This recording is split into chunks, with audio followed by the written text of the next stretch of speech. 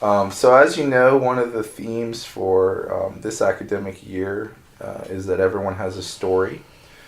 Stories are very powerful ways of getting across, you know, a concept or an experience in a very deep way, very colorful way. So actually, when I was doing interviews, I was terrified of interviews, and Mm-hmm. one of the consultants I went to said that I did really well when I was telling a story, as opposed to trying to, memorize prose, for example. So, kind of Right. along those lines, what is your story that you care to share? Like your personal story, how you came to be at FSCJ and a star professor, and Not maybe. sure I'm a star yet, or I will ever reach that status. But I was raised in a very closed-minded town.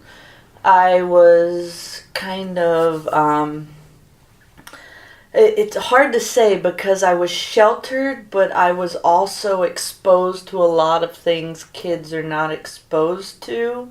I won't go into the particulars, but I had a very I guess you could use abusive childhood. And when I never talked. I am just now starting to learn how to hug, which is amazing, but until I was about 18, I never really talked to anyone. They thought I had issues, but I was just afraid I was going to say the wrong thing. So Mm-hmm. I was Mm-hmm. kind of clung to my mother's side, and my mother was diagnosed with cancer on the day that I was graduating high school. And one of her dreams was for me to go to college, even though I'm raised in this town where four of my close friends had kids before we graduated high school. So as she was sick, I moved off to college to a small liberal arts college because she was very religious and wanted me to stay in that atmosphere. So during my first year of college, within the first 3 months, my mother had passed away, and my father sold the house that I grew up in. So here I am all alone at this college that's way too much money, that trying to make it on my own. And about my second year, a very, very spectacular sociology professor who was retiring pulled me into his office. He had this book in his hand and he said, "Someone gave this to me and told me that I was the weirdest person they ever met." He said, "That was the best compliment anyone ever gave me." So he said, "I want you to have this book." And it was a book where they had eggs in various pictures. So they would have an egg dressed up like Washington or an egg dressed up like a baseball player. It was the stupidest book ever. But then he said, "Right now you're wasting your time here." And it shocked me because a professor is telling me I'm wasting my time.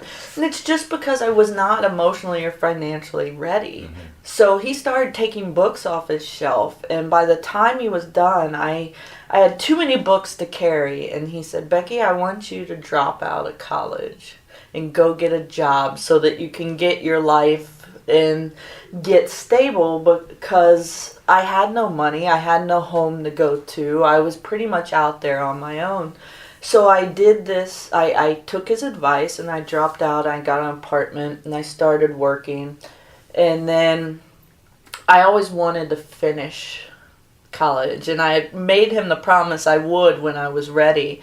So in my mid 20s, I had about 2.5 years left, and I'd started as a math and theology major. And when I went back, I knew that wasn't what I wanted to do. So I went back to the University of Cincinnati, which was much cheaper.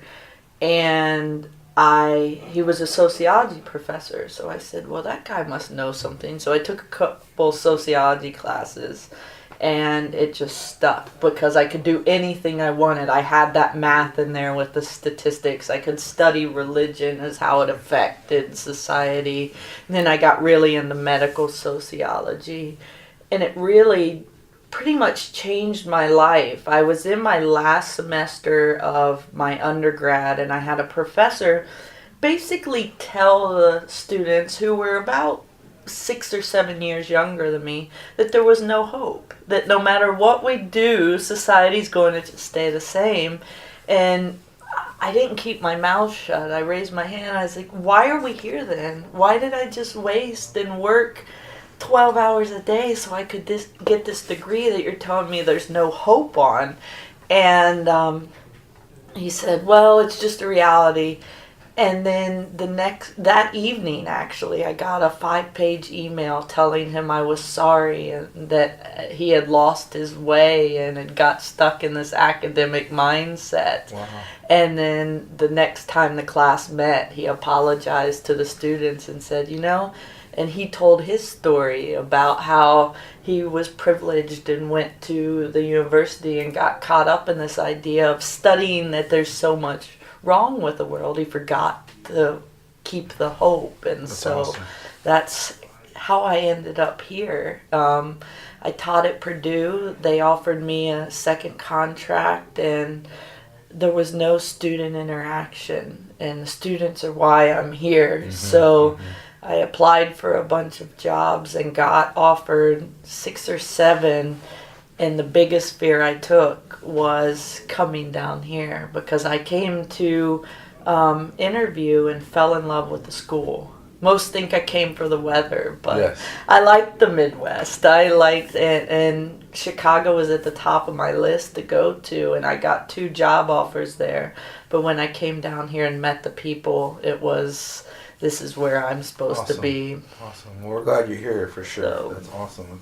And I can tell, like, your experience, personal experiences, I speaking for you, it sounds like that really shapes your philosophy in terms of how you want to be authentic and present yourself to your students, and Very much be so. for your students the way that sociology professor was for you. Right. So that's really powerful. And That's if they great. don't think we have problems, they're going to not share theirs. So Right. we can't help without knowing what they need help with. That's fantastic.